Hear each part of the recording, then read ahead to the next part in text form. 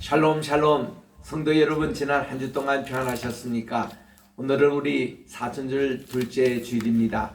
2020년 3월 13일 다 그 자리에 일어나셔서 찬송 185장으로 하나님께 영광 돌립니다.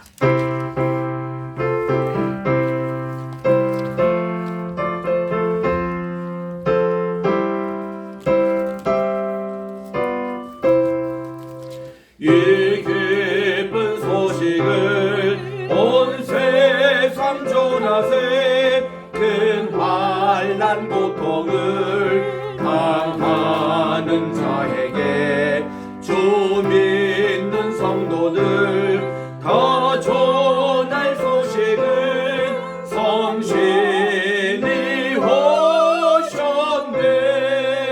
성신이 오셨네. 성신이 오셨네. 내 주님 보내신 성신이 오셨네. 이 기쁜 소식을 온 세상 전하세. 성신이 오셨네. 만왕의 왕께서 저 사로잡힌 자 다 구원하시고 참 자유 주셨네. 승리의 노래가 온 성에 들리니 성신이 오셨네. 성신이 오셨네. 성신이 오셨네. 내 주에 보내신 성신이 오셨네. 이 기쁜 소식을 온 세상 전하세. 성신이 오셨네. 한없는 사랑과 그 크신 은혜를 늘 의심하면서 안 믿는 자에게 내 작은 입으로 온증만 하리니 성신이 오셨네. 성신이 오셨네. 성신이 오셨네. 내 주에 보내신 성신이 오셨네. 이 기쁜 소식을 온 세상 전하세. 성신이 오셨네. 그 후에 내가 내 영을 만민에게 부어주리니 너희 자녀들이 장래일을 말할 것이며 너의 늙은이는 꿈을 꾸며 너의 젊은이는 이상을 볼 것이며 그때에 내가 또 내 영을 남종과 여종에게 부어주리니 내가 이적을 하늘과 땅에 베풀리니 곧 피와 불과 연기 기둥이라. 여호와의 크고 두려운 날이 이르기 전에 해가 어두워지고 달이 빛빛같이 변하리니와 누구든지 여호와의 이름을 부르는 자는 구원을 얻으리니 이는 나 여호와의 말대로 시온산과 예루살렘에서 피할 자가 있을 것임이니라. 남은 자 중에 나 여호와의 부르심을 받을 자가 있을 것이미로다. 아멘. 만복의 근원이 되시며 만왕의 왕이 되시고 만주의 주가 되시는 존귀하신 하나님 아버지께 영광과 찬송과 정의를 세세 영원 무궁토록 돌려드립니다. 거룩하고 복된 이 시간에 주님 앞에 나와 오늘도 예배드리오니 저희가 예배드리는 자로 부끄럽지 않는 흠과 티가 없고 정말 하나님께 순결하고 정직한 영으로 새롭게 거듭나게 도와주시옵시고 하나님께 연락되는 예배드리게 도와주시옵기만을 예수님의 이름으로 기원드리옵나이다. 아멘. 주보에 있는 공동 참회 기도 한 목소리로 드리도록 하겠습니다. 시작. 사랑과 은혜가 풍성하신 하나님, 사순절 기간 중 날마다 자신을 부인하며 스스로 져야 할 십자가를 지고 주님만을 따라가게 하옵소서. 불순종, 탐욕, 악의 시기, 살인, 분쟁, 사기, 독도, 수근수근하는 행동, 비방과 비평, 교만과 자랑, 악을 도모함, 불효, 약속을 어김, 무자비 등 모든 죄악들을 용서해 주옵소서. 저희가 주님의 권능을 믿고 삶을 바꾸고 자신을 새롭게 하게 하소서. 그리하여 저희가 생명의 주님이신 예수 그리스도 안에서 나날이 행복과 삶의 즐거움을 깨닫게 하소서. 새로 선출된 20대 대통령 당선인에게 지혜와 청량과 경천애인의 마음을 주시옵소서. 오늘 예배를 통해 의와 사랑과 믿음으로 거듭나게 하옵소서. 다시 오실 예수님의 이름으로 기도드립니다. 아멘. 기쁜 복음의 소식을 들으시기 바랍니다. 누구든지 그리스도 안에 있으면 새로운 피조물이라. 이전 것은 지나갔으니 보라 새 것이 되었도다. 아멘. 오늘도 우리가 고백한 모든 죄가 예수님의 보혈로 죄사함 받으신 것을 믿으시기 바랍니다. 아멘. 이제 우리 성시 교독을 하도록 하겠습니다. 교독문 124번입니다. 사순절 1번. 내 하나님이여 내 하나님이여 어찌 나를 버리셨나이까. 어찌 나를 멀리하여 돕지 아니하시오며 내 신음소리를 듣지 아니하시나이까. 내 하나님이여 내가 낮에도 부르짖고 밤에도 잠잠하지 아니하오나 응답하지 아니하시니이다. 이스라엘의 찬송 중에 계시는 주여 주는 거룩하시나이다. 우리 조상들이 주께 의뢰하고 의뢰하였으므로 그들을 건지셨나이다. 그들이 주께 부르짖어 구원을 얻고 주께 의뢰하여 수치를 당하지 아니하였나이다. 나를 멀리하지 마옵소서. 환난이 가까우나 도울 자가 없나이다. 악한 무리가 나를 둘러 내 수족을 찔렀나이다. 내가 내 모든 뼈를 셀 수 있나이다. 그들이 나를 주목하여 보고 내 겉옷을 나누며 속옷을 제비 뽑나이다. 여호와여 멀리하지 마옵소서. 나의 힘이시여 속히 나를 도우소서. 나를 사자의 입에서 구하소서. 주께서 내게 응답하시고 들소의 뿔에서 구원하셨나이다. 내가 주의 이름을 형제에게 선포하고 회중 가운데에서 주를 찬송하리이다. 여호와를 두려워하는 너희여 그를 찬송할지어다. 야곱의 모든 자손이여 그에게 영광을 돌릴지어다. 너희의 이스라엘 모든 자손이여 그를 경배할지어다. 아멘. 4장 찬송입니다.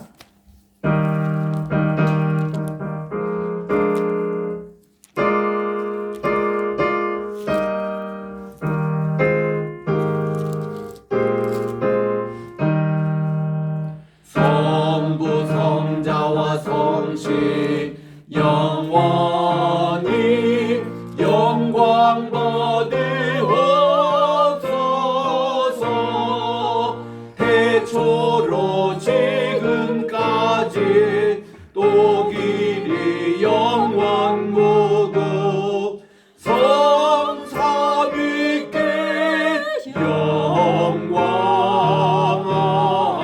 아멘. 그 자리에 착석하시고 우리 오장로님 기도 인도해 주시겠습니다.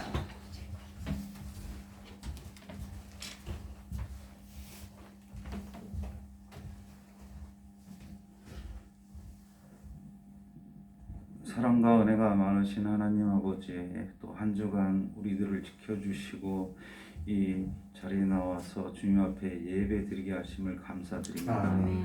지난 한 주간 살아가면서 주님 안에서 말씀 안에서 산다고 하였지만 저희 그렇지 못한 일이 많았습니다.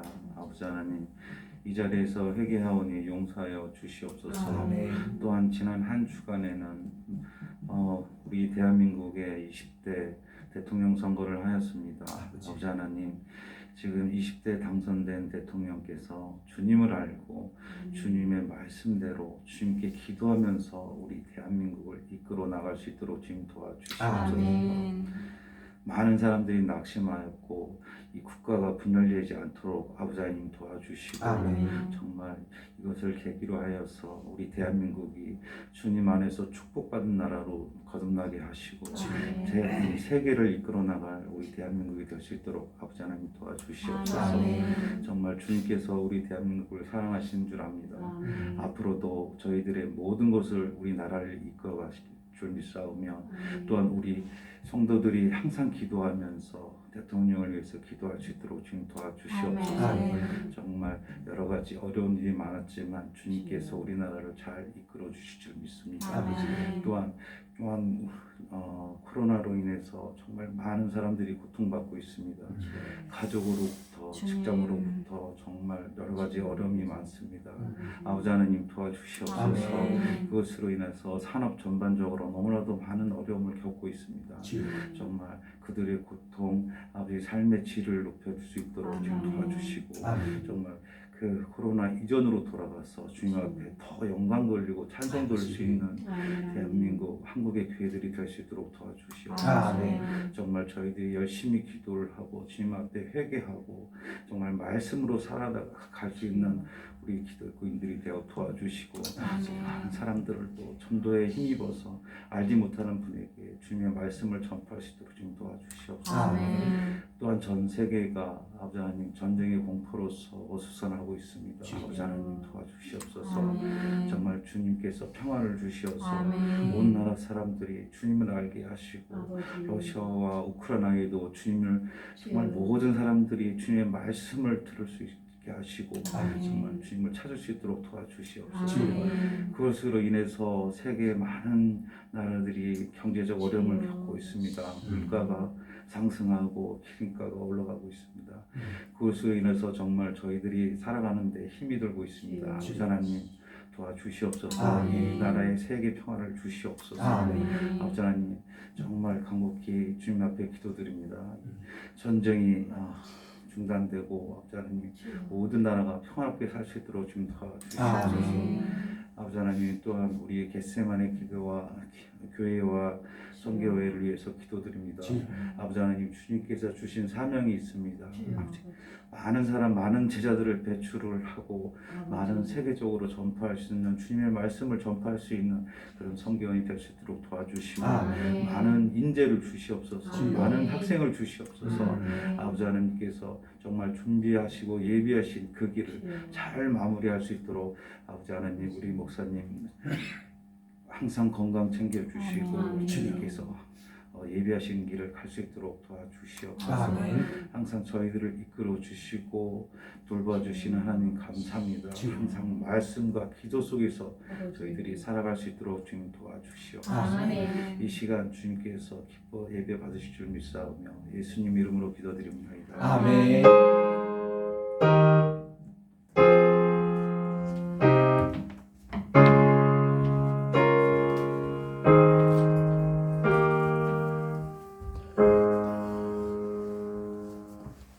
오늘 주시는 하나님의 말씀을 봉독하겠습니다.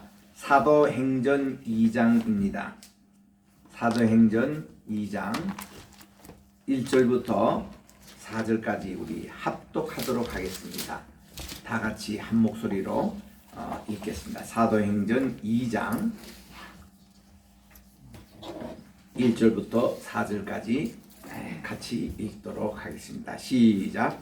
오순절 날이 이미 이름에 그들이 다 같이 한 곳에 모였더니 홀련히 하늘로부터 급하고 강한 바람 같은 소리가 있어 그들이 앉은 온 집에 가득하며 마치 불의 혀처럼 갈라지는 것들이 그들에게 보여 각 사람 위에 하나씩 임하여 있더니 그들이 다 성령의 충만함을 받고 성령이 말하게 하심을 따라 다른 언어들로 말하기를 시작하니라. 아멘.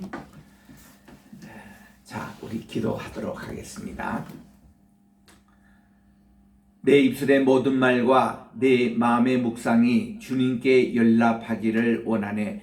하나님 아버지, 오늘 또 준비된 이 말씀 사도행전 2장을 통해서 성신님께서 강림함으로 교회가 시작된 역사를 통하여 또 베드로의 오순절 설교를 통해서 은혜 받기를 원하오니 우리의 마음의 문을 활짝 열고 말씀이 우리 마음비에 새겨질 때에 30배, 60배, 100배의 결실 맺게 도와주시옵기만을 예수님의 이름으로 기도합니다. 아멘. 할렐루야. 아멘. 오늘은 우리 사순절 둘째 주일을 맞이했습니다. 지난 한 주간 동안 여러분 사순절을 얼마나 경건하게 지키고 있습니까? 우리의 말과 행실과 모든 것이 주님을 닮아가기를 원합니다. 아멘. 이번 사순절 기간 동안에 우리 금욕하고 절제하고, 그래서 우리 주님의 말씀을 항상 생각하고 우리가 져야 될 십자가를 지고 주님의 고난에 함께 동참하여 가장 은혜를 많이 받는 그런 이 기간이 되시기를 바랍니다. 오늘은 또 반가운 비 소식이 또 이렇게 왔습니다. 우리 아침에 일어나 보니 비가 꽤 많이 와 있네요. 그리고 이 비가 저 서진에서 오늘 강원도 지역까지 다 비가 뿌려져서 그동안 9일 이상 불타고 있는 산불이 100% 완전히 진압되기를 바랍니다. 아멘. 또 그렇게 지금 계획을 하고 있더라고요. 그래서 너무 반가운 비 소식을 우리가 듣습니다. 또 지난 수요일 날에는 우리나라에 20대 대통령 선거가 있었습니다. 저는 뭐 속히 이제 끝난 줄 알고 투표 결과를 지켜봤는데, 아유, 어느 게임보다도 더 흥미진진하게 그 다음날 새벽 4시까지 잠을 설치면서 결과를 참 지켜보았습니다. 참 신기한 게 어떻게 그 출구조사 그대로 결과가 그렇게 나오는지, 아유, 아주 참 굉장하더라고요. 아주 근소한 차이로 승리한다는 소식도 듣고, 또 이렇게 그 근소한 차이가 0.73% 그렇게 난 것을 보고 참 놀랐습니다. 이 여러 가지 이제 뒷얘기가 많이 있지만은 그래도 패자가 깨끗하게 승부하는 모습이 참 보기 좋았고, 또 승자도 패자에게 이렇게 위로의 말씀 전하고 이런 모습들이 참 보기 좋았습니다.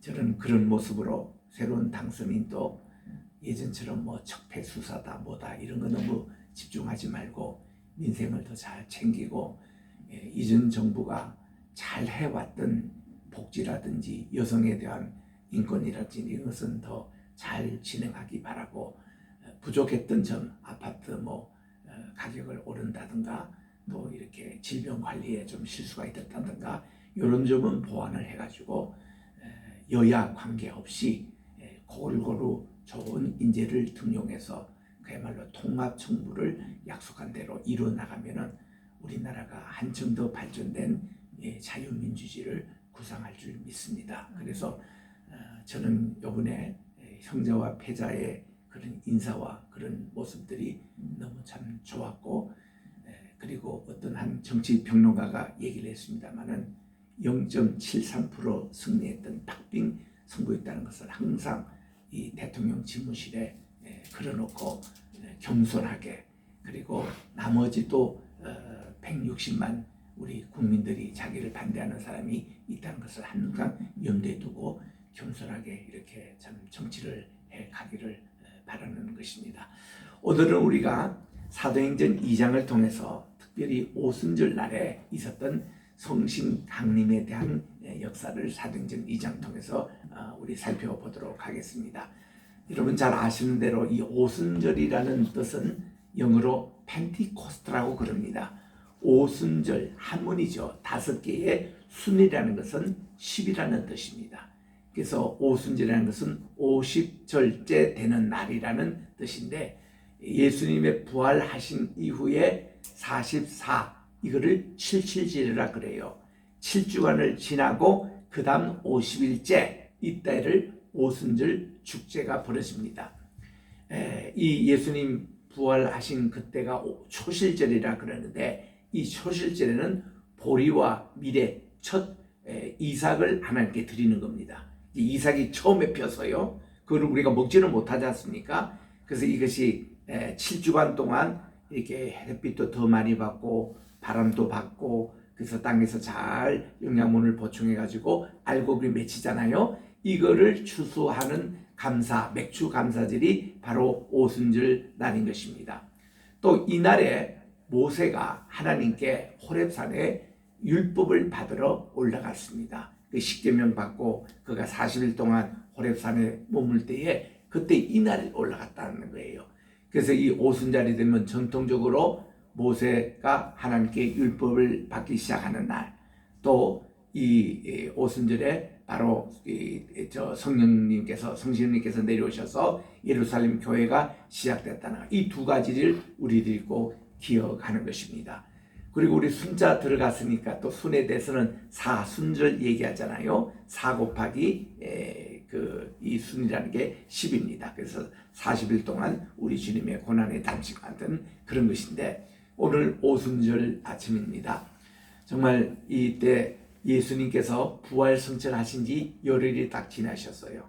성천하실 때 우리 주님이 누가복음 24장 51절에 말씀하시기를 아버지의 약속하신 것을 너희들이 받을 때까지 이 예루살렘을 떠나지 말라라고 그렇게 당부하셨습니다. 그리고는 우리 주님께서 성천하시면서 주님 말씀대로 오직 성신님이 너에게 임하시면 너희가 권능을 받고 예루살렘과 온 유대와 사마리아와 땅끝까지 이르러 내 증인이 되리라.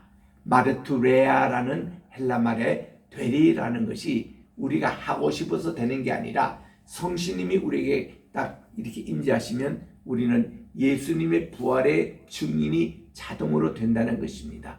그 증인이 된다는 그 말에 또 하나의 다른 뜻은 말털이라고, 용에서 이제 순교자 할 때 말털, MARTYR 이렇게 쓰거든요. 말털. 그래서 이거는 순교한다라는 뜻도 있습니다. 그래서 주님의 부활의 증인이 되기 위해서 내가 순교라도 각오하는 이런 것. 여러분, 아무나 사도가 되지 못합니다. 예수님이 택해 주셔서 불러주신 자가 사도고, 주님의 그 사역에 다 참여한 자만이 사도입니다.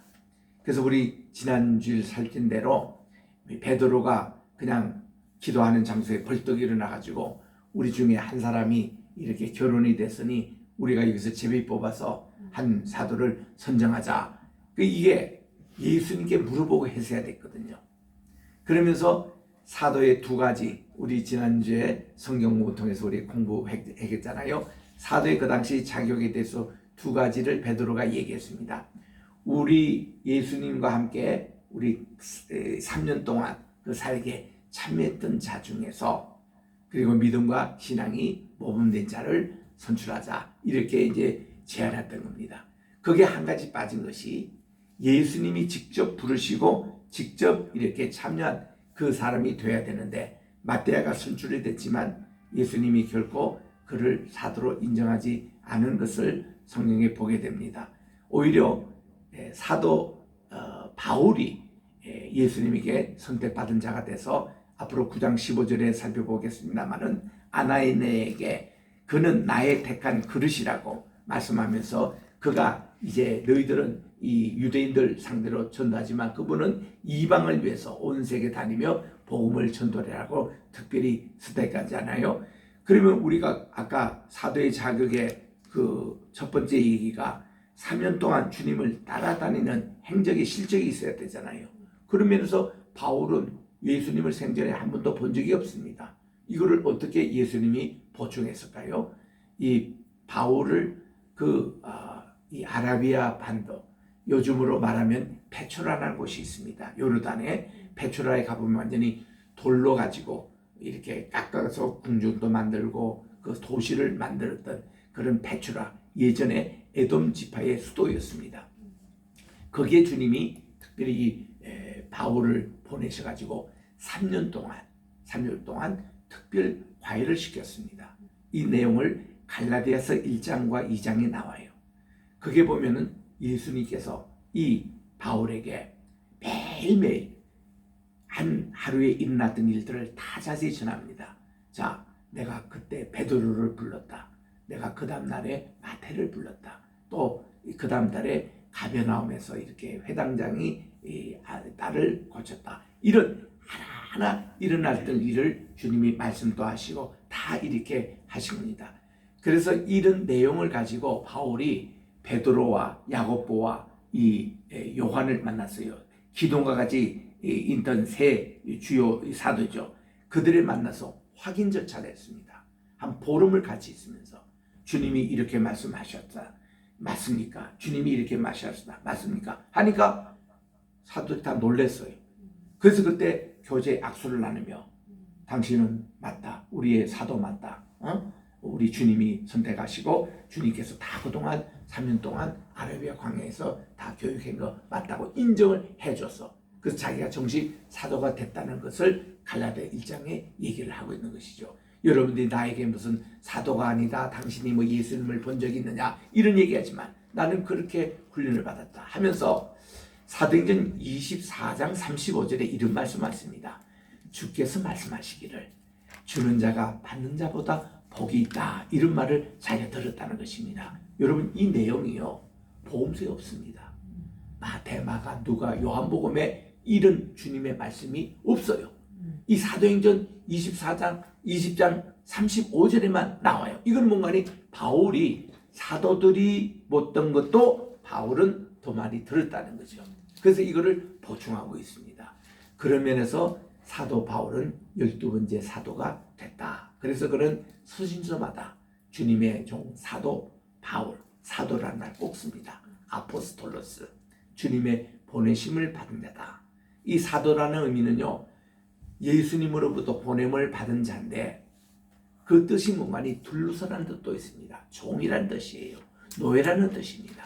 이 사도라는 의미가 오늘날 목회자도 다 마찬가지입니다만 예수님을 위해서 죽고 예수님을 위해서 살고 완전히 주님을 위한 노예입니다. 이런 자세가 사도의 모습이에요. 바울이 그렇다는 것입니다. 그래서 우리 주님께서 택하신 12번째 사도가 이 바울이기 때문에 사도행전 아닙니까? 사도행전의 1장부터 12장까지 내용은 사도 베드로 중심한 그런 행전입니다. 그리고 13장부터 끝장까지는 다 바울의 행전이에요. 그래서 두 사도 중심한 행전이 이 사도행전이에요. 그 베드로 행전, 바울 행전입니다. 그 뚜렷하게 바울은 사도로서의 그 일을 사명을 하신 거죠. 그리고 이 사도행전 토탈 전체는 누가복음 것과 마찬가지지만 성신님께서 행하신 일입니다. 여러분 이게 참 중요합니다. 우리가 전도합니까? 우리가 선교합니까? 우리가 목회를 합니까? 우리가 무슨 교회 일을 좀 참여합니까? 여기서는요 우리가 한다는 얘기를 다시는 하지 마십시오. 성신님께서 하세요. 성신님께서 전도하시고 성님께서 선교하시고 목회하시는 겁니다. 우리는 그게 조력자일 뿐입니다. 그 내가 뭐 한다 이런 얘기하지 마세요. 내가 뭐 선교했다. 자기가 선교했나요? 성신님께서 하신 겁니다. 이게 오직 성신님이 너에게 임하시면 너희가 능력을 받고 그리고 증인이 되리라. 이것은 주체가 하나님이시라는 겁니다. 그래서 우리는 교회 모든 일을 할 때도 보면은 목사님 중심이 아니에요. 장로님 중심도 아니에요. 성도 중심도 아니에요. 하나님 중심, 예수님이 중심이 된다는 겁니다. 이거를 항상 잊지 마셔야 돼요. 그래서 제가 인본주의와 신본주의를 설명할 때에 신학생들에게 그런 얘기합니다. 인본주의 하면은 주어가 사람이 되어 있다는 거예요. 그리고 신본주의 하면 주어가 하나님이 되어 있다는 겁니다. 그래서 우리가 이 바울처럼 인본주의 사람이 하나님의 신본주의로 바뀌었을 때에 그는 주어가 바뀝니다. 지금까지는 자기가 나는 뭐 베냐민 지파니다. 나는 사울 왕의 후예다. 나는 또 바리새인 사람이었다. 나는 율법에 흠이 없다. 좀 나는 이 모든 것을 배설물까지 다 버렸다는 거예요. 그 다음은 뭐예요? 내 속에 그리스도께서 사신다는 거예요. 나라는 것은 다 죽고 그리스도께서 내게 사시기 때문에 이제는 주님 중심으로 나가는 겁니다. 그럼 요거를 주님 중심으로 바뀌면 어떻게 되세요? 주님께서 나를 베냐민 지파에 출생하시고 주님께서 나를 그 사울 왕의 후예로 태어나게 하시고 주님께서 나를 복음을 전하게 하시려고 바리새인이 되게 하시고 주님께서 나를 율법에 흠이 없는 자로 주님께서 양성해 모든 주어가 주님으로 바뀌는 거예요. 그래서 우리는 신본주의적인 일기를 쓰자. 우리 사순절 기간 동안 얼마나 좋습니까? 이게 보면은 예를 들면 오늘 우리 교회 온다 할 때 내가 일기를 쓸 때에 나는 오늘 몇 시에 일어나서 몇 시에 교회 가고 몇 시에 뭐 하고 누구를 만났고 이런 어떤 설명을 신본주의적인 일기가 이렇게 바뀌어지는 거예요. 주님께서 나를 6시에 깨우게 해주셔서 새벽기도 다녀오게 하시고 주님께서 나를 주일 예배 보내주셔서 말씀을 듣게 하시고 찬양을 하게 하시고 이런 성경 공부를 하게 하시고 주님께서 나를 누구 친구를 만나게 하시고 주님께서 이렇게 내게 이런 주님 중심으로 이런 걸 다 조명해 보는 거예요. 그게 바로 이 성경 말씀이에요. 아멘. 성경 말씀은 처음부터 끝까지 하나님 중심. 아멘. 태초에 하나님께서 천지를 창조하셨다. 아멘. 이게 맨 성경 끝에도 예수님께서 보라 내가 속히 오리라. 다 주님 중심한 이것으로 내용이 다 되어 있는 거예요. 뭐 역사서를 쓰든 오를 쓰든 전부 다 중심. 여러분 다윗과 사울이 있잖아요. 이번에도 대통령 당선되신 분에게 꼭 하고 싶은 것이 다윗처럼 한번 정치를 해보라 이거예요. 사울은 뭔가니 기도 없이 하나님 묻지 않고 자기 멋대로 전쟁하다가 블레셋에 결국은 다 전사검합니다. 근데 다윗은 백전백승을 해요. 100번 전쟁에서 100번 다 이깁니다. 비결은 뭐냐면요. 항상 전쟁하기 전에 제사장에게 찾아가서 이번 전쟁이 하나님께 속한 것인지 아닌지 얘기를 해달라 이렇게 합니다. 그러면 제사장이요 기도를 하면서 하나님의 음성을 들으면 그대로 예 왕이요 진격하십시오 대답을 합니다. 근데 어떤 때는 응답이 안 들을 때는 제사장이 흉배에 있는 우림과 두밈의 이 패를 꺼냅니다. 여기 보면 우림이라는 것은 빛이라는 뜻이에요. 오로라는 말에서 나오는데 이 하얀색으로 되어 있습니다. 두밈이라는 것은 완전이라는 뜻인데 까만색으로 되어 있더라고요. 그래가지고 이 제사장이 기도하면서 이 패를 딱 꺼내면 하얀색이 오면 네 전쟁하십시오. 또 까만기가 딱 나오면 왕이여 이번 전쟁은 하나님께서 막으십니다. 가시면 안 됩니다. 다윗이 항상 기도할 때 백전백승할 수 있었던 비결은 반드시 기도를 해서 하나님 뜻을 물었다는 겁니다. 우리도 이 세상에 실패하지 않는 또 실패하지 않는 대통령이 되기 위해서는 꼭 하나님께 물으십시오. 기도하는 대통령, 하나님 말씀대로 사는 지혜로운 대통령 이런 지도자가 되면 그 나라는 복을 받게 돼 있고 여호와의 기업이 되는 나라가 되는 것입니다. 그래서 우리 이렇게 해서 우리 하나님의 뜻을 물어서 다윗이 그렇게 승리했잖아요. 그래서 우리 오늘 2장을 통해서는 성신님께서 우리에게 내려오시면 하늘의 지혜를 주시고 모든 것이 우리 하나님 중심한 삶이 되고 우리가 어떤 결정할 때도 다 선하시고 하나님이 기뻐하시고 온전하시것을 분별할 수 있는 지혜를 주신다는 것입니다. 자, 1절 우리 읽습니다. 그 후에 오순절 날이 되자 그들이 다 한 장소에 모였는데 이 한 장소라는 것은 마가의 다락방을 얘기합니다. 시온산에 있습니다.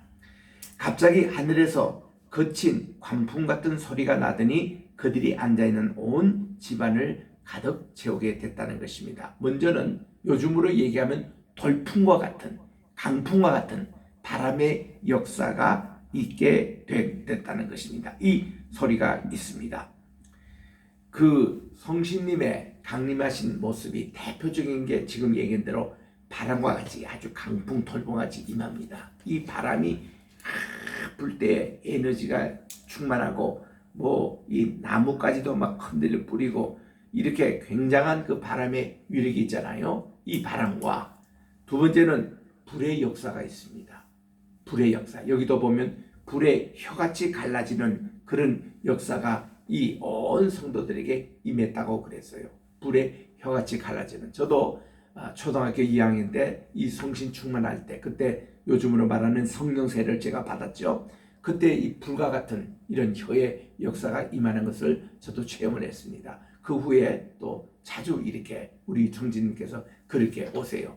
세 번째는 우리 주님이 물과 같은 역사로 오십니다. 폭포같이 내리는 그 소리라든지 아니면 물의 잔잔한 호수와 같은 물 같은 역사가 있더라고요.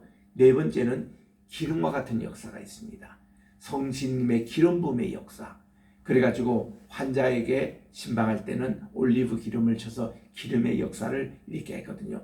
기름이라는 것은 어떻습니까? 윤활유 역할을 하잖아요. 기름의 역사. 그리고 이 기름은 치유의 역사를 합니다. 회복의 역사를 합니다. 이런 기름의 역사가 있습니다. 다섯 번째로 이 성신님은 비둘기 같은 역사로 임하세요. 이 비둘기는 평화의 상징입니다. 요즘 우리 전쟁의 상황 속에서 평화가 간절히 강구되는데 이 홍수가 다 끝나고 나서 이제 물이 다 가면느냐 알아볼 때에 비둘기가 나가가지고 올리브 겟세마네 이파리 이 올리브를 이렇게 물러서 돌아왔다는 평화를 이렇게 알리는 그런 비둘기 역사잖아요. 우리 주님께서도 침례 세례를 받으실 때 하늘에서 성신님이 비둘기의 모습으로 내려와서 이 예수님 성자 예수님의 머리 위에 앉았다고 했습니다. 그래서 하늘에는 성부 하나님의 음성이 있고 성신님께서 이렇게 중간에 역할하고 그리고 성자 예수님이 침례 세례를 받으시고 삼위일체의 사건이 함께 일어났던 모습을 보잖아요. 비둘기 같은 역사가 있습니다. 우리에게도 비둘기 같은 역사가 있다면 마음의 불안함과 우울증과 불면증 이것이 다 해결이 되고 마음의 평화가 오고 이런 게 얼마나 좋은지 몰라요. 그래서 금방 우리 준비 찬송에도 불렀습니다. 평화 평화 하나님 선물일세. 이것이 우리에게 오잖아요. 이런 역사가 있습니다. 또 하나 제게 추가한다면은 성신님은요 제게 그렇습니다. 덩어리가 따뜻한 그런 역사가 임해요. 제가 이렇게 오늘 말씀도 전하고 지금 제가 이 저희 보면요 등이 지금 따뜻한 역사가 임합니다. 그 보면 성신님께서 이렇게 임하고 계세요. 저는 그게 이게 옵니다. 또 누가 이렇게 내가 뭐 방언을 막 하는데 방언도 보면은 성신님이 주신 방언하면은 내가 등이 따뜻해져요. 그건 맞습니다. 계속하세요. 근데 성신님이 주신 방언이 아니고 엉뚱한 방언을 하고 있습니다. 그때는 제가 막 속이 아주 막 뒤틀어지는 이런 게 있습니다. 막 그때는 이 방언을 제가 이게 스탑을 하기도 합니다. 제게 있어서는 아주 등 뒤가 따뜻한 그런 어떤 체험에 있습니다. 그래서 기도를 하거나 이럴 때 제가 그런 역사를 자주 제가 임하거든요. 그리고 또 한 가지는 이제 구름과 같은 역사라는 것이 있는데 제가 뉴욕에서 우리 겟세마네 신학교에 강의를 하는 때에 그때 우리 학교에 연세가 아주 많으신 권사님이 입학하셨습니다. 그분의 성함도 확실한 권사님이신데 연세가 88 미술 88세에 신학교에 오셔가지고 평신도 지도자 과정을 공부하시는데 이분이 기도 많이 하시는 분이에요. 한 번은 내가 채플의 말씀을 전하고 내려오니까 최 권사님이 교수님 오늘 또 교수님의 그 말씀을 전하는데 구름이 강단에 다 임하는 모습이 자기에 보이다라는 거예요. 오늘도 교수님 정말 말씀의 은혜를 받았습니다. 내가 강의할 때도 그런 모습이 자주 나타난대요. 그래서 내가 그 권사님 통해서도 이 구름과 같은 또 역사가 있는 거구나 이런 얘기입니다. 저는 가끔씩 교회를 위해서 꿈을 꿀 때에 밝은 물에 밝은 이 물고기들이 꽉 차는 그런 모습들을 자주 꿔요. 꼭 돌고래 그 쇼할 때 보면 밝은 그 물에 돌고래가 쇼할 때 그것도 깨끗한 그 모습 있잖아요. 그런 모습처럼 이런 모습이 교회를 개척할 때라든지 예배를 처음 시작할 때라든지 교회에 관한 꿈을 꿀 때에 그렇게 막 구름대같이 이게 고기가 몰려오는 이런 이제 꿈도 제가 자주 꿉니다만은 그러니까 이게 뭐 개척을 해도 교회가 금방 급성장하고 미국에 있을 때 그렇습니다. 그래서 참 이런 역사를 자주 보는데 이게 다 성신님께서 우리에게 보여주신 사인, 징조와 표적을 이렇게 보여주시는 거예요. 그 지금 초대교회는 강한 바람과 같은 것이 이렇게 가득 채웠다고 그랬습니다. 한번 여러분 상상을 해보십시오. 오늘도 이방이 정도가 이 마가이 다락방 정도의 넓이인데 여기에 지금 강하고 급한 바람, 돌풍 같은 것이 그 소리가 대단하잖아요. 이거 슉 하는 소리, 이 흔드는 이것이 방 안에 가득하였을 때 이 바람은요 봄바람이 강하다고 그래요. 왜 그런가 하면은 겨울 내내 얼어붙은 이 땅을 녹이기 위해서 그리고 그 뿌리가 이렇게 있는데 그 돌풍으로 인해서 이걸 흔들어 준다는 거예요.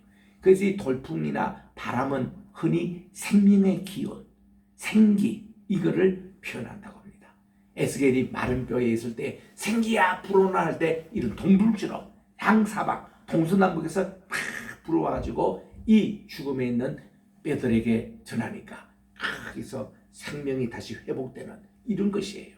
그래서 우리 생명과 같은 이런 바람이 우리 이 마음을 불 때 완악했던 마음, 어렸던 마음, 고집스러운 마음 이거를 탁 흔들어가지고 부드럽게 한 후에 그다음 불의 혀같이 갈라지는 성령님의 역사가 임하는데 이 불이 어디 떨어지냐니 혀에까지 떨어지는 거예요.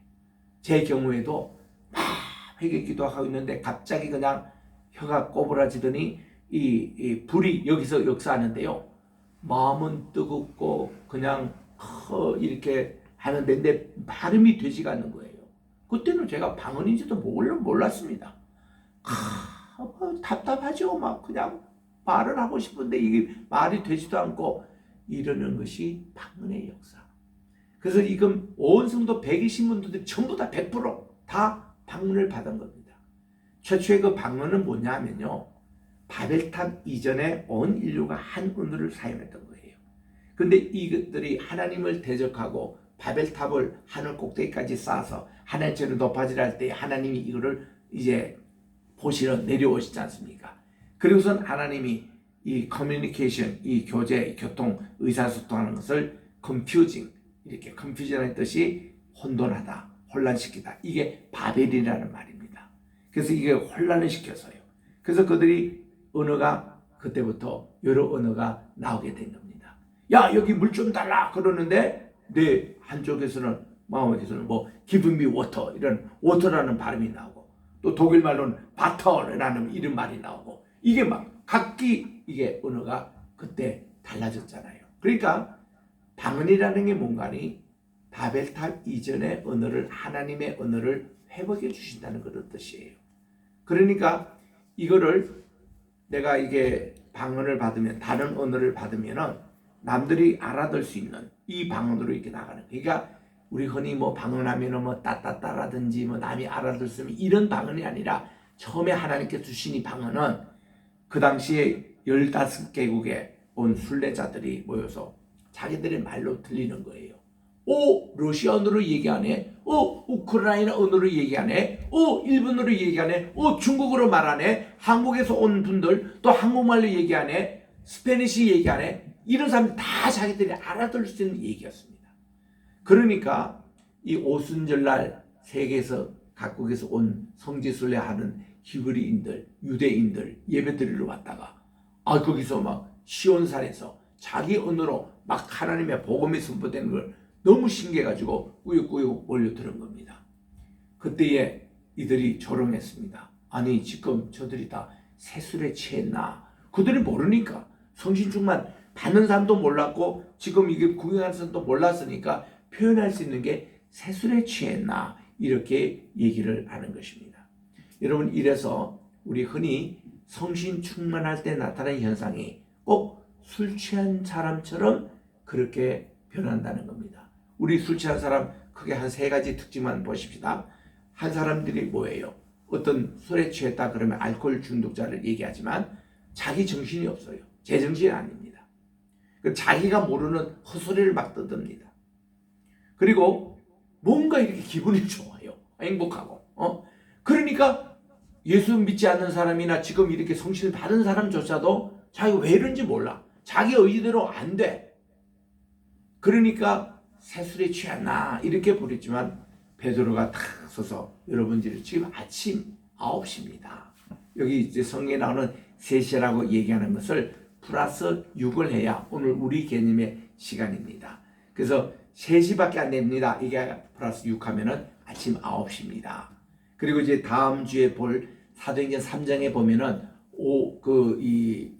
9시에 이렇게 또 기도하러 올라갔다가 할 때 그 9시라고 나와요. 그것도 플러스 6 하면은 그건 오후 3시를 얘기하는 겁니다.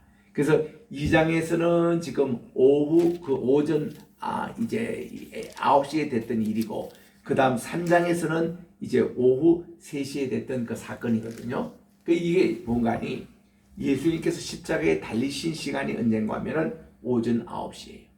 그리고 돌아가신 날짜 시간이 오후 3시예요. 요 6시간 동안이에요.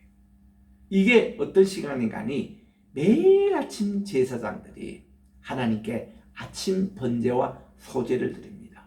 번제는 짐승을 잡아서 하나님께 태우는 것이고 소제는 곡물을 태워서 드리는 예배인데 이것이 항상 같이 가요. 번제가 있을 때는 항상 그 마무리는 소제가 하게 되어 있습니다. 이 소제는 감사의 예배예요. 하나님께서 예배를 받아주시고 내 기도를 응답해 주신 감사로 드리는 게 소제거든요. 그래서 아침 소제, 저녁 소제 드리는 시간이 아침 9시고 저녁에는 오후 3시입니다. 그리고 중간에 12시에 또 한 번 기도회를 가져요. 그래서 하루 3번씩 이들이들 기도하는데 그 하나님께 예배 드리는 시간은 항상 오전 9시부터 오후 3시였다고요.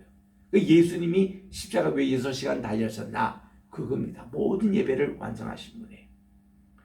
그래서는 이 오전 9시에 지금 성신님을 받은 거예요. 그리고 오후 3시 때는 안전뱅이가 일어나서 기적이 일어난 겁니다. 이런 역사를 지금 이제 해서 이 베드로가 금방 우리 읽었던 요엘서 2장 28절부터 32절을 가지고 이제 설교하는 것이 유명한 오순절 날의 설교인 것입니다. 그게 이제 이 사도행전 2장의 핵심이 되고 있는 말씀인데, 자, 15개 나라에 온 사람들을 한번 명단을 한번 보겠습니다. 먼저는 바데인이다, 메데인이다, 엘람인이다, 메소포타미아, 또 유대 각 지방, 갑바도기아, 본도, 소아시아, 부르기아, 밤빌리아, 이집트, 구레네 가까운 리비아, 그리고 로마에서 온 형제들, 그리고 그레데인과 아라비아인들, 이 15개 이 나라를 보면은 그 당시 지중해 중심한 온 세계였습니다. 저 북방에서는 갑바도기에서 온 사람이 있어요. 또 저 본도에서 온 사람이 있습니다. 본도는 우리 사도 신경에서 늘 얘기한 대로 본디오 빌라도에게 그렇게 얘기하잖아요. 본디오 빌라도에게 고난을 받으시고 할 때 왜 이 본디라는 것을 뭔가니 본도 출신이 본도에서 온 바로 이 빌라도 이런 뜻이거든요. 그거를 라틴 말로 본디오라고 그렇게 얘기합니다. 뭐 그렇게 본디오 빌라도인데 우리 한국의 옛날에 평신도들이 본디오 빌라도 뜻이 뭐냐 할 때 이렇게 얘기했답니다. 아, 그분은 옷이었다. 본디오 빌라도에게 고난을 받았어. 이렇게 읽어가지고 본디오 그런 얘기인데 그 옷이 아니고 본디오라는 겁니다. 그 본도 출신의 이 뜻이 이제 본디오라고 그렇게 우리 한국말로 그렇게 번역이 됐을 뿐입니다만은 그래서 이제 그분은 본래가 폰티우스입니다. 폰티우스 파일럿, 본디우스 파일럿인데 그 본도라는 그것이 저 북방에 있는 요즘으로 하면 흑해에 있는 바로 그 지역이에요.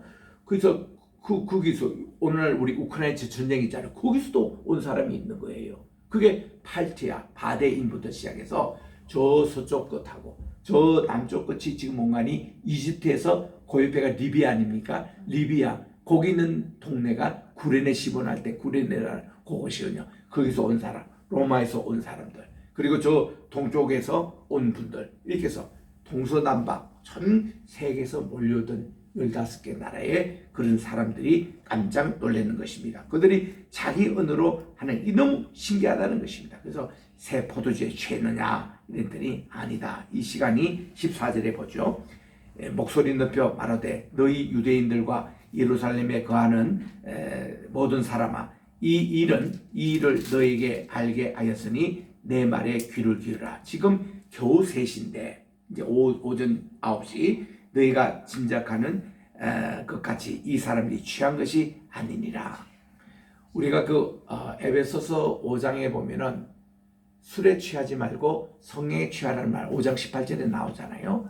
그러니까 이제 성신님 취한, 물론 우리가 술에 취하는 개념은 우리가 별로 안 좋습니다. 어떤 중독하고 안 좋은데 그를 굳이 비교하자면 이렇게 비교를 하는 거예요. 또 한 번은 한나가 하나님께 간절한 마음으로 기도했습니다. 그때 엘리 제사장이 와서 여보시오 아주머니 왜 아침부터 이게 취하였습니까? 이렇게 얘기했잖아요. 그때 이 한나가 너무 답답해가 제사장님 제가 이 취한 게 아니고 내가 너무 마음이 간절해서 우리 아들 내가 달라고 그렇게 기도하는데도 하나님이 수년 동안 주시지 않았어. 근데 우리 집에 우리 남편이 또 첩을 얻어다가 그 분인나는 그렇게 아기를 잘 낳는데 저는 없어가지고 그 때문에 간절히 하나님께 기도하고 있습니다. 그런 내용이거든요.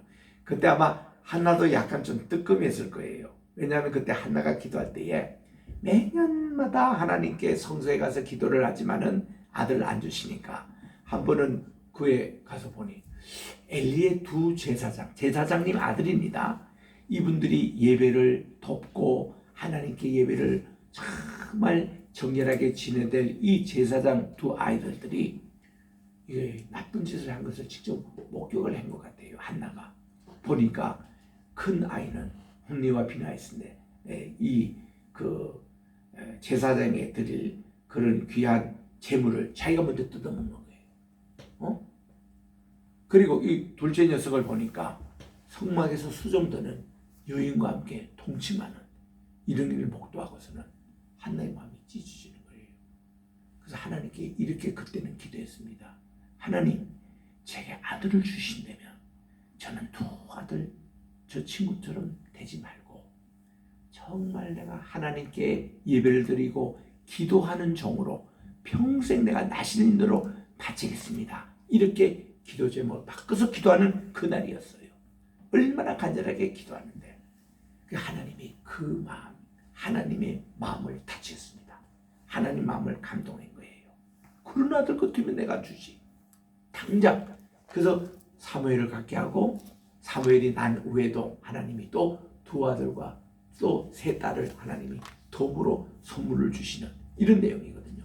그래서 우리는 이 기도에 막 취하고 하나님께 전신갑주 취할 때에 꼭 술 취한 사람처럼 그렇게 보일 수도 있습니다. 그런데요, 정말 영적으로 기도 많이 했던 엘리라면은 기도하는 사람을 그렇게 술 취했다고 이렇게 보는 것은 큰 문제죠. 그 사무엘상 2장에 시작한 데가 그렇습니다. 엘리는 나이가 많아서 눈도 어두워지고 몸도 비둔해지고 이런 표현이 나와요. 이거는 뭔가 하면요, 비록 육체적인 것뿐만 아니라 영적인 상태가 그랬다는 겁니다. 영의 길도 어두워지고 영의 눈도 어두워지고 그리고 모든 감각도 떨어진 상태에서 보세요. 사무엘이 이제 자라서 정말 한나가 약속대로 3살 때 이제 데려왔잖아요. 그리고서는 그가 한 4살쯤 됐을 때 하나님께서 이 사무엘아 불렀습니다. 사무엘은 엘리 제사장이 자기를 부른 줄 알고 얼른 뛰어서 가서 제사장님 불렀습니까? 그랬더니 아니다, 내가 너 부른 적 없다. 가서 자거라. 그 성소에 다시 잤는데 그러기를 몇 번? 3번이나 불렀잖아요. 그때 엘리가 그제서야 깨닫게 됩니다. 이거는 하나님께서 이 사무엘을 불러줬구나. 그래가지고는 이분이 이렇게 얘기합니다. 이번에는 한 번 더 그 얘기하면 무릎을 꿇고 주의 종이 듣겠나이다 말씀하옵소서. 그래서 하나님 음성을 들으라는 거예요. 이럴 경우도 엘리에게는 임하지 않는데 사무엘에게는 임하잖아요. 하나님이. 그만큼 엘리가 지금 문제가 많았습니다.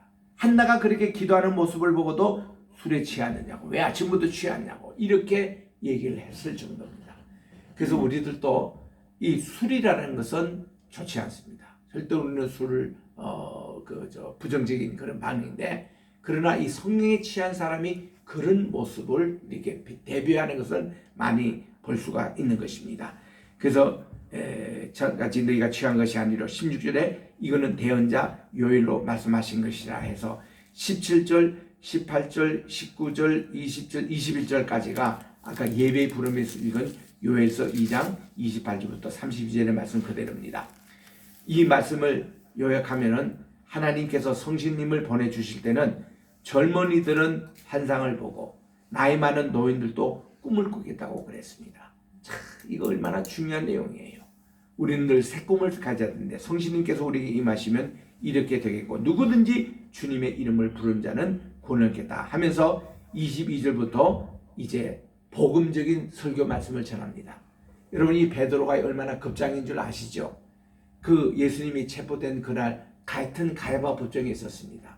그러니까 그가 보면은 예수님이 갇혀있는 감옥이 이렇게 보입니다.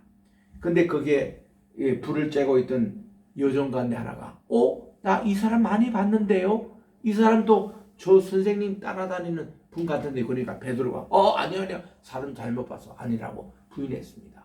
그랬더니 또 옆에 있는 분이 또 얘기가 아니 맞다고 당신 그 따라다니냐고 하니까 화를 내면서 아니라고 나는 저분 알지도 못한다고 그렇게 두 번 부인을 했습니다. 그런데요 세 번째 또 누가 맞다고 이렇게 증언할 때는요 저주까지 해가면서 나는 저분을 모른다고 딱 할 때에 그때 예수님이 창 바깥에서 베드로를 멀찍이 보시는 거예요. 눈이 탁 마주친 겁니다. 탁 스파크가 일어난 거예요. 주님이 너 3일 전에 내가 경고한 게 있지. 나를 닭이 두 번 울기 전까지 3번이나 부인하라고 얘기했대. 너는 그때 무슨 말을 하니? 내가 절대로 주님을 부인하겠으나 콘솔이 빵빵 쳤지.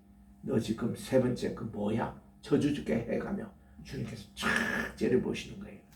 요 내용이 지금 가야바 법정에 가면 벽화에 그려져 있습니다. 벽화에 예수님이 탁 보시고 베드로가 막 어쩔 줄 모르는 뭐 미안하고 뭐 죄 여시했으나 그런 모습이 탁 벽화에 그려져 있는 거예요. 그거 볼 때마다 가슴이 찡해지는 거예요. 그때 꼬꼬대 닭이 울어요. 두 번째 이게 두 번째 운다는 것은 날이 밝았다라는 그런 닭 울음이었거든요. 그때 갑자기 눈물이 쏟아지고 통곡을 합니다. 주님이 저 옆에 이제 멀리서 보고 계시게 통곡을 합니다. 회개의 통곡의 눈물이었어요. 너무 주님께 죄송스럽고 그래가지고 그가 통곡을 하고서는 이제 주님 편에 그가 떠나지 않는 거예요.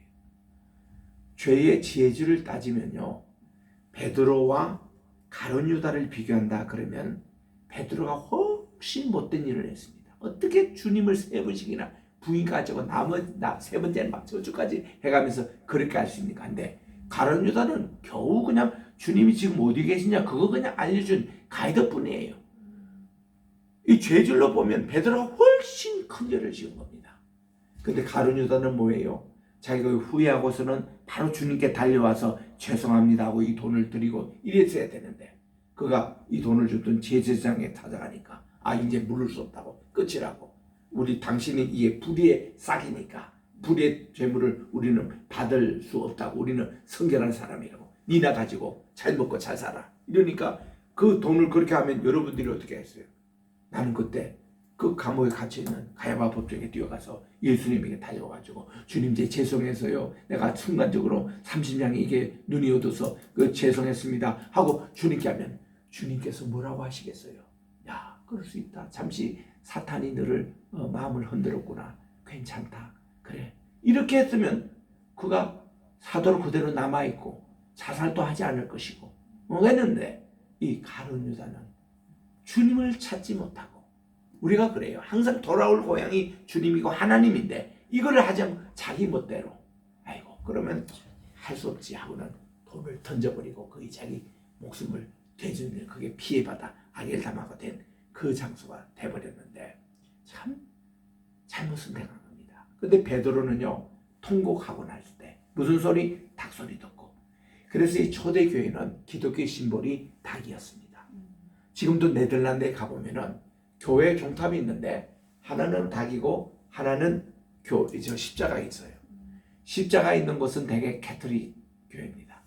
그리고 닭이 있는 것은 이거는 개신교, 우리 프로테스탄트 교회입니다. 네덜란드에 가면 그렇게 돼 있어요.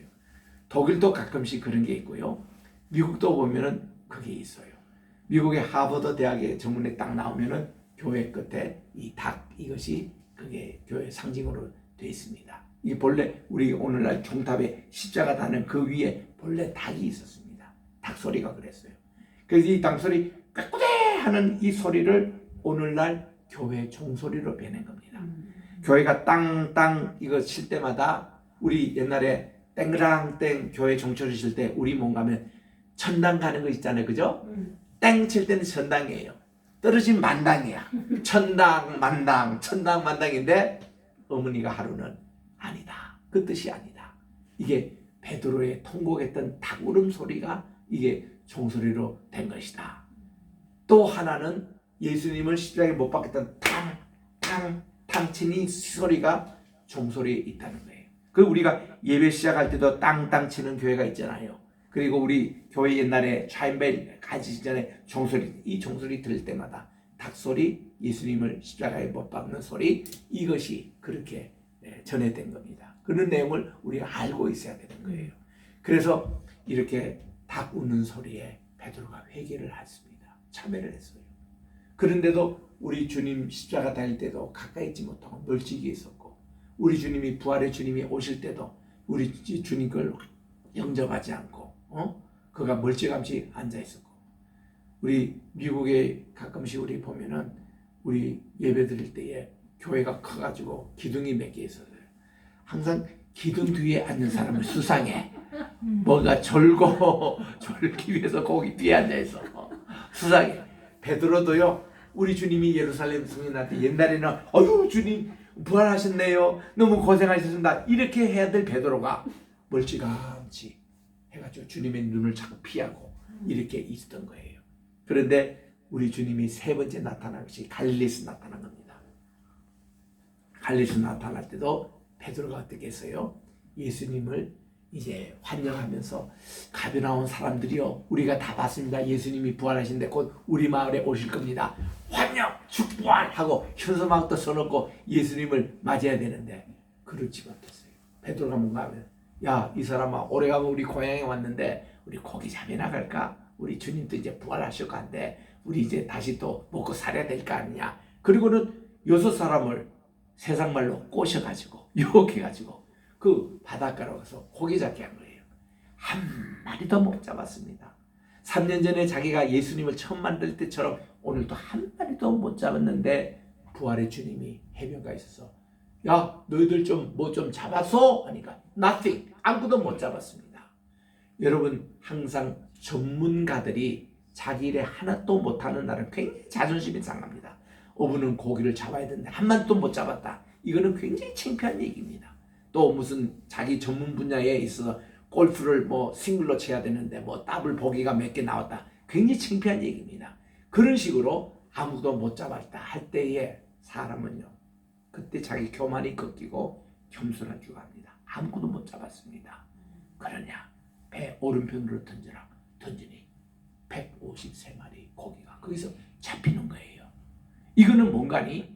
예수님께서 그들의 교만을 꺾고 다시 또 세상으로 나가는 것을 잡아가지고 너희들이 최소한 하나님의 일에 동참하는 자가 되는데, 너희들이 자기들이 경험해요. 아, 우리가 뭐 평생 이 고기 잡으려 뼈가 굵은 사람인데 특별히 고기는 요 시간에 여기가 있을 거다. 던지도 없어, 여기도 없어, 아무 데도 없어. 한 가지 안 던지는 데가 있어. 오른편이야. 그것만큼은 안 던졌는데 이들 생각에는 이 시간에 이 자리에 고기가 있을 리가 없는 거예요. 인간적인 판단이에요. 근데 주님 말씀대로 여기를 던져라 했더니 던졌더니 고기가 거기 다 있는 거예요. 그러니까 그거를 딱 잡고 나서는 요한이 베드로를 꾹꾹 찌릅니다. 주님, 저거 주님이시라고. 주님. 베드로가 주님이시냐고?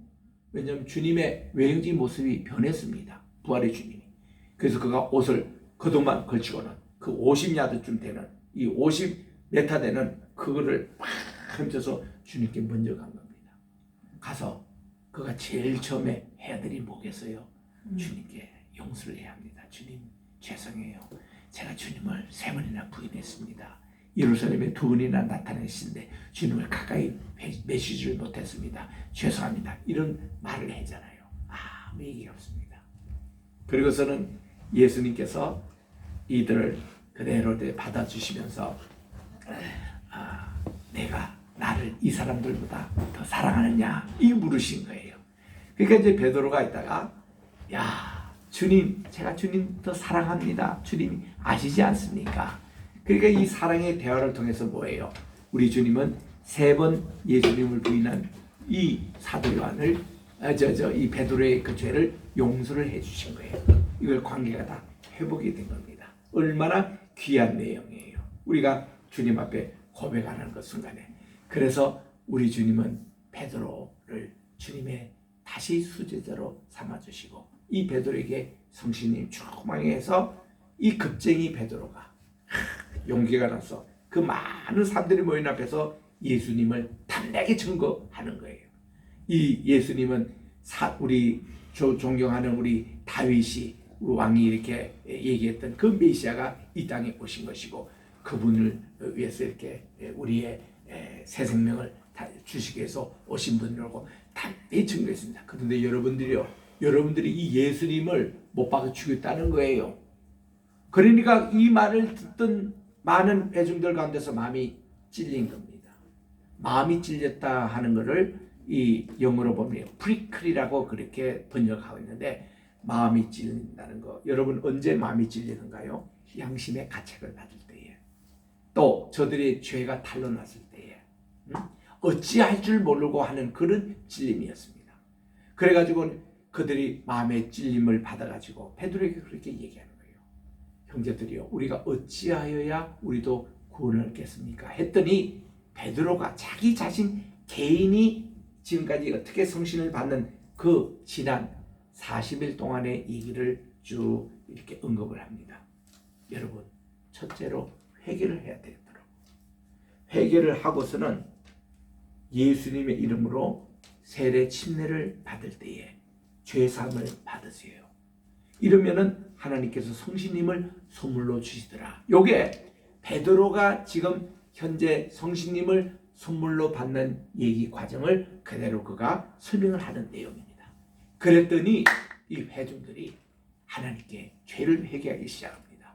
이분들 가운데는 일부는 예수를 십자가에 못 박으시오 하는 그런 분도 있었어요.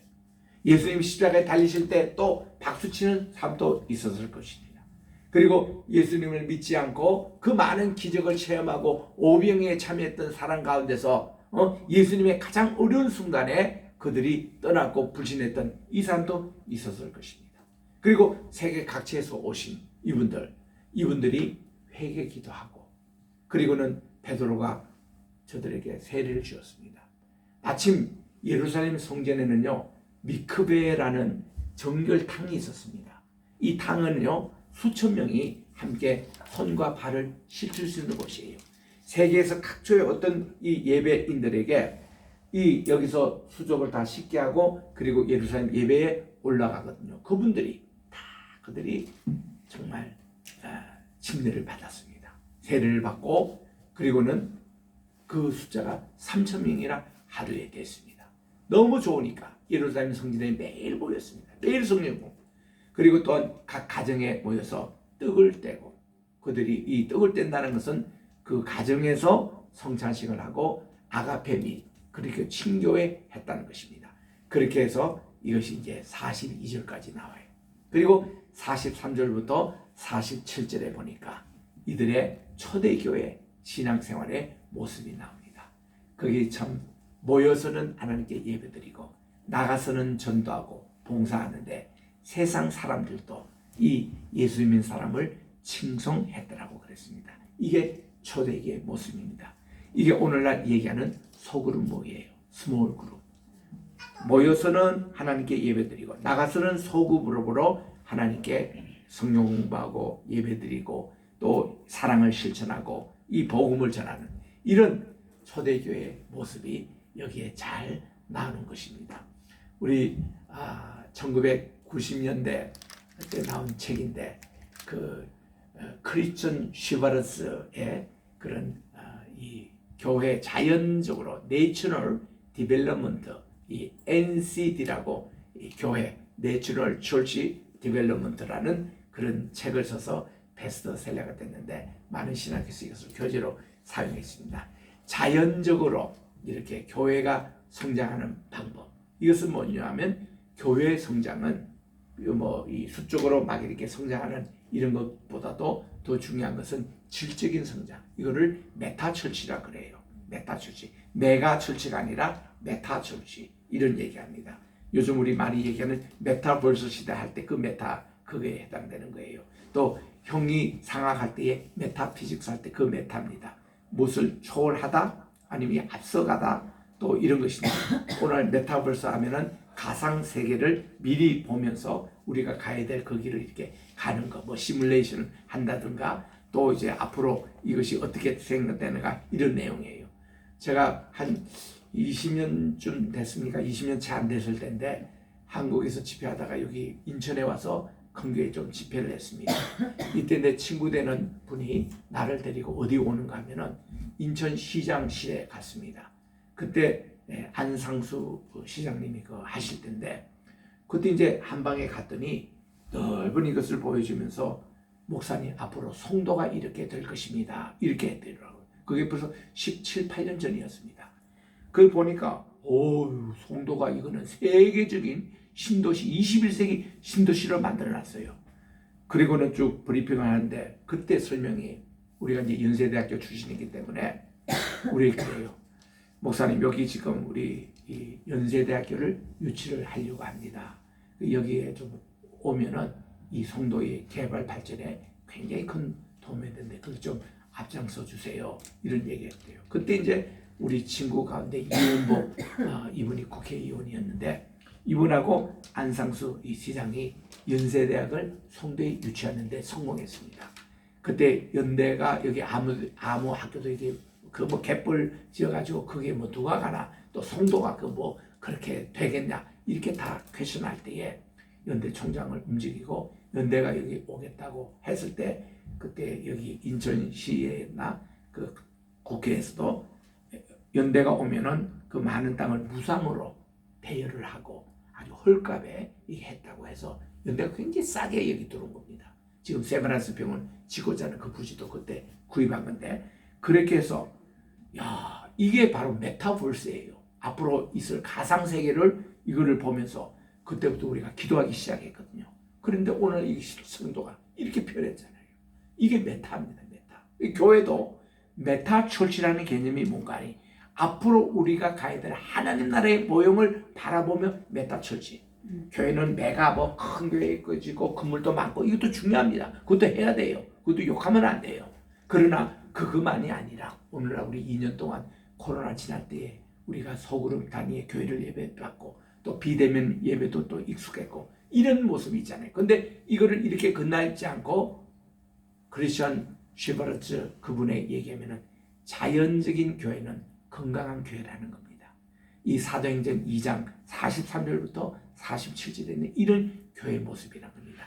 이런 교회로 세워가고 복음할 때 하나님께서 기뻐하시는 예루살렘 교회가 다시 회복이 되고 또 우리 개혁자들이 얘기했던 우리 초대교회로 돌아가자. Back to the Bible. 성경으로 돌아가자. Back to the Jerusalem. 예루살렘으로 돌아가자. 그리고 성경의 교회로 돌아가자. 이것이 실현되지 않느냐. 오늘 그래서 사도행전 2장은 이렇게 중요한 책입니다. 우리 모두 다가 성신님 충만을 받고 우리가 교회를 제대로 이렇게 주님 중심한 교회로 만들어가는 우리 신앙생이 되시기를 주의 이름으로 축원합니다. 기도하겠습니다. 하나님 아버지 감사합니다. 오늘 우리 사도행전 2장을 통해서 성신님의 강림이 교회가 시작이 되고 예루살렘 교회가 온 교회 모델 케이스로 이렇게 하나님께서 하신 그 일, 하나님께서 하신 선교, 하나님께서 하신 목회 이것을 우리가 기억하면서 우리 겟세마네 우리 사역이 이런 사역이 되게 도와주시옵기만을 예수님의 이름으로 기도합니다. 아멘. 찬송가 184장입니다. 184장.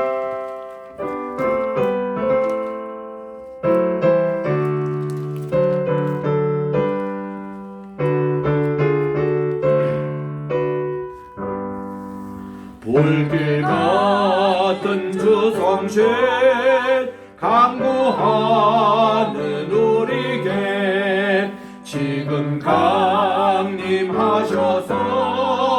영광 보여주소서. 성신이 여임하사 우리 영의 소원을 만족하게 하소서. 기다리는 우리에게 불러 충만하게 하소서. 주의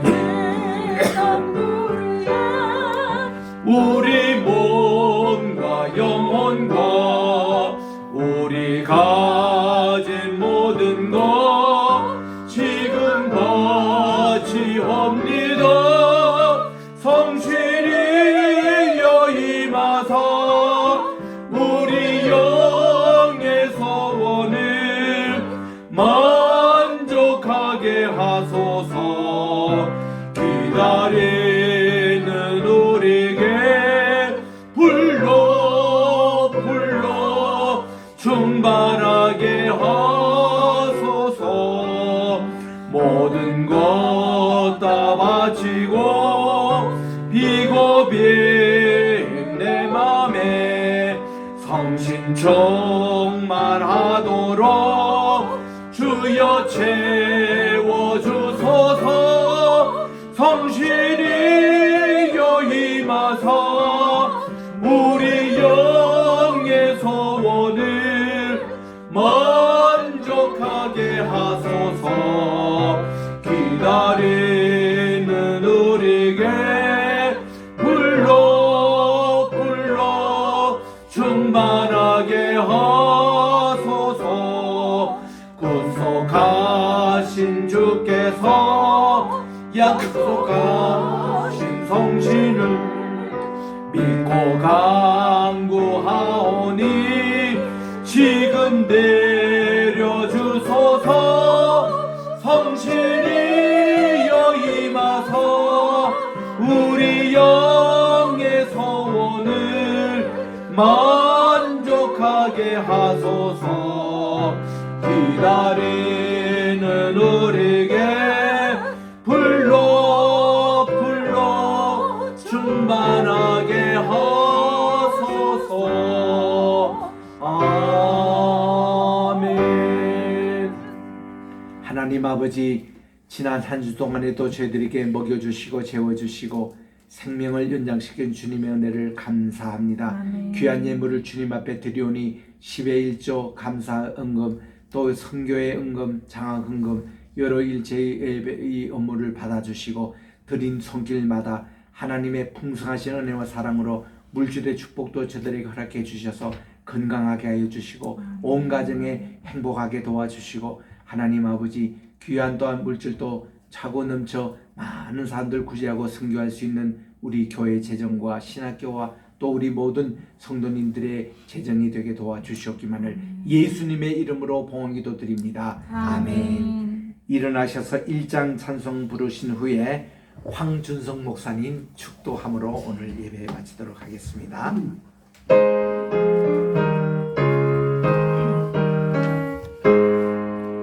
만복의 근원 하나님, 온 백성 찬송 드리고 초천사여 찬송하세. 찬송 성부 성자 성신.